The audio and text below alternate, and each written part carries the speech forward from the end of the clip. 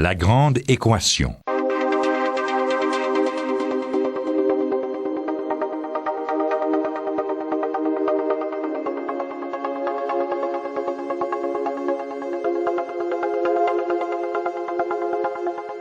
Ici Normand Mousseau, bienvenue à La Grande Équation, une émission qui vous offre un regard sans prétention sur le monde de la science. Aujourd'hui à l'émission, nous recevons Robert Lamontagne, astronome, qui nous parle d'énergie sombre et des découvertes qui ont mené au prix Nobel de physique 2011.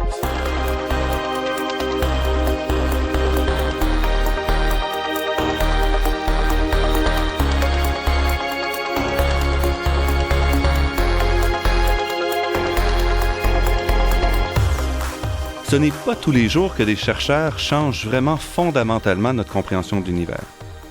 Ça a été le cas des 3 astronomes qui se partagent cette année le prix Nobel de physique. Travaillant dans 2 groupes séparés, les 3 Américains qui ont obtenu le prix Nobel, Saul Perlmutter, Brian Schmidt et Adam Riess, ont montré en effet, il y a à peu près une dizaine d'années, que contrairement à ce qu'on pensait depuis à peu près 80 ans, l'univers est bel et bien en expansion, et que l'expansion ne ralentit pas du tout. Pour mieux comprendre la découverte, je reçois aujourd'hui Robert Lamontagne, qui est astronome au département de physique de l'Université de Montréal et directeur exécutif de l'Observatoire du Mont Mégantic.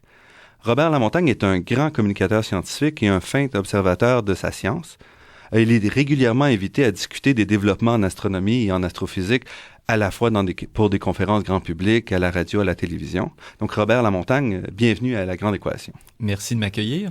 De la constante cosmologique d'Einstein à Hubble, à la découverte de nos 3 astronomes, pouvez-vous nous faire une synthèse, une petite historique du développement de la question de l'expansion de l'univers?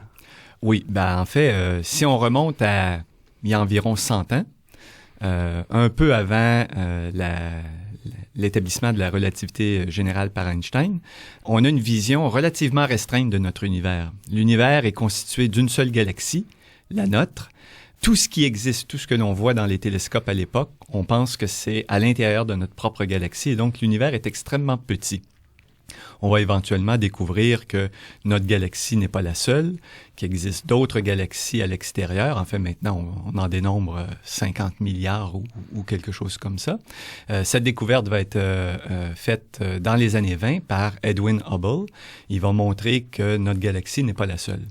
À peu près à la même époque, Albert Einstein va faire une extension de sa théorie de la relativité. Il va l'appliquer dans un contexte où on tient compte de la présence de masse et de force gravitationnelle, d'accélération. Donc, il va développer ce qu'on appelle la théorie de la relativité générale.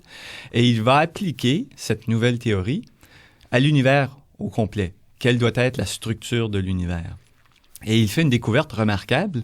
Si l'univers contient de la matière, il doit être animé d'un certain mouvement. Il doit être soit en expansion, soit en contraction. À l'époque, ça choque beaucoup, et y compris Einstein est choqué par ça. On a une vision où l'univers est petit, notre galaxie, il est statique, donc sans mouvement. Et donc, Albert Einstein va introduire un nouveau concept dans sa théorie de la relativité générale. Il va introduire un concept qu'on appelle la constante cosmologique, qui va contrebalancer les effets soit d'expansion ou de contraction, qui va assurer que l'univers est statique. Cette constante-là est mise de manière ad hoc, donc elle ne ressort pas initialement de la théorie, c'est ça? Exactement. C'est un ajout qui, on peut percevoir ça comme étant un trucage finalement ou un bidouillage de la théorie, mais d'un point de vue mathématique, il est tout à fait correct d'introduire cette constante. Il n'y a pas rien qui l'interdit. Il suffit de lui donner un sens physique ensuite. Et donc, Einstein attribue à cette constante cosmologique un rôle qui compense les effets de la force gravitationnelle.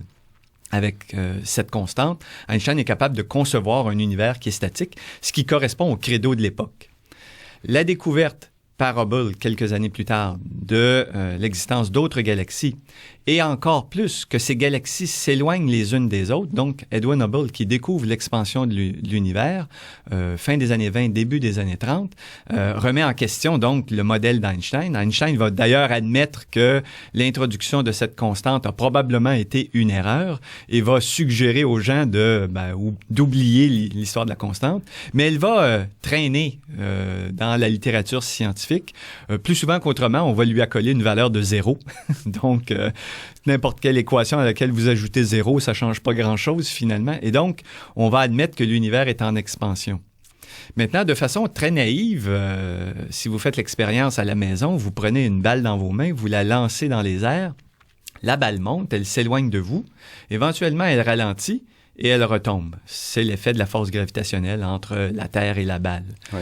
Alors, si on a des galaxies dans l'univers qui s'éloignent les unes des autres, l'univers est en expansion, chacune de ces galaxies attire toutes les autres. Alors, en principe, tout le monde devrait ralentir et éventuellement, peut-être même, revenir sur lui-même, se recroqueviller. Donc, l'univers est en expansion, mais dans un lointain futur, il pourrait se recroqueviller sur lui-même. Alors, la question est lancée. Est-ce que les galaxies s'éloignent mutuellement les unes des autres à une vitesse suffisante pour continuer à s'éloigner éternellement, ou bien, éventuellement, l'univers arrêtera-t-il son expansion et se recontracte-t-il? Donc, est-ce qu'on est dans un ressort un peu qui nous ramènerait ou est-ce que c'est quelque chose d'ouvert? Exactement. Alors donc, on passerait du Big Bang à un Big Crunch, littéralement. Alors la question, c'est de savoir quel est le taux d'expansion, à quelle vitesse les galaxies s'éloignent. Et cette quête va durer presque tout le 20e siècle. On tente de mesurer à quelle vitesse les galaxies s'éloignent de nous et de relier ça avec leur distance. En principe, on devrait être capable là, d'établir le taux d'expansion. Ça semble relativement simple à faire, je l'ai décrit en moins de 30 secondes, mais c'est extrêmement compliqué. En astronomie, mesurer une vitesse, c'est facile. On a un truc qui s'appelle l'effet Doppler, c'est ce qu'on utilise, les radars sur les autoroutes mesurent la vitesse des véhicules par effet Doppler. Alors, mesurer des vitesses, c'est relativement simple. Mesurer des distances, ça, c'est plus compliqué parce qu'on ne peut pas se promener avec un ruban à mesurer dans l'espace. Donc, établir une échelle de distance, à quelle distance se trouve la Lune, le Soleil, à quelle distance se trouve une étoile ou une galaxie, c'est un peu plus complexe. Et ça, c'est le problème qui va intéresser les gens pendant tout le 20e siècle. Comment établir la distance à laquelle se trouvent les objets que l'on voit? Et pourquoi c'est important? Est-ce que si on avait simplement la vitesse, on pourrait pas dire « Ah voilà, on est en expansion » ? Pourquoi on a besoin de la distance pour... Parce que la vitesse d'expansion doit être comparée avec la force attractive, littéralement. Donc, on a cette balle qui s'éloigne de nous. L'avons-nous lancée suffisamment vite pour qu'elle continue à monter? Ou bien est-ce que la masse de la Terre, le champ gravitationnel de la Terre, est-il assez important pour ramener la balle vers nous? Alors, dans l'espace, c'est la même chose. On a les galaxies qui s'éloignent à une certaine vitesse, mais on doit comparer ça avec le champ gravitationnel de l'ensemble de l'univers, donc la masse de l'univers. Donc, il faut connaître combien il y a de matière répartie dans un certain volume d'espace. On a besoin d'avoir une idée de l'extension de l'univers, de la distance, pour calculer cette force gravitationnelle qui lutte contre l'expansion. D'accord. Alors donc, on a différents trucs pour mesurer des distances. De façon assez simple, à petite échelle, on utilise des trucs d'arpentage géométrique. Ça fonctionne pour mesurer la distance de la Lune, du Soleil, des planètes dans le système solaire, des étoiles relativement près de nous. Mais dès qu'on est rendu très loin, cette technique ne fonctionne pas. Alors les autres techniques, il y en a facilement une bonne demi-douzaine, mais la technique préférée, c'est celle qu'on appelle la bougie standard.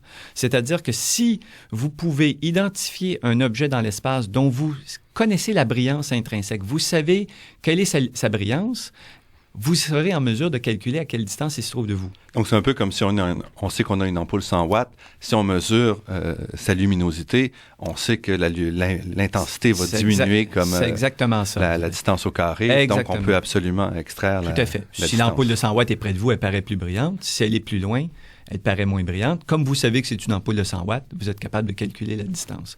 Alors, l'idée, c'est d'identifier ce qu'on appelle des bougies standards, des ampoules de 100 watts dans l'univers, de repérer des objets dont on est certain de la brillance.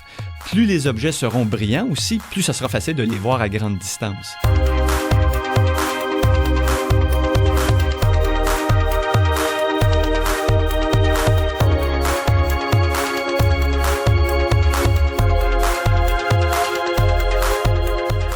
Nous recevons aujourd'hui Robert Lamontagne qui nous parle de la découverte menant au prix Nobel de physique.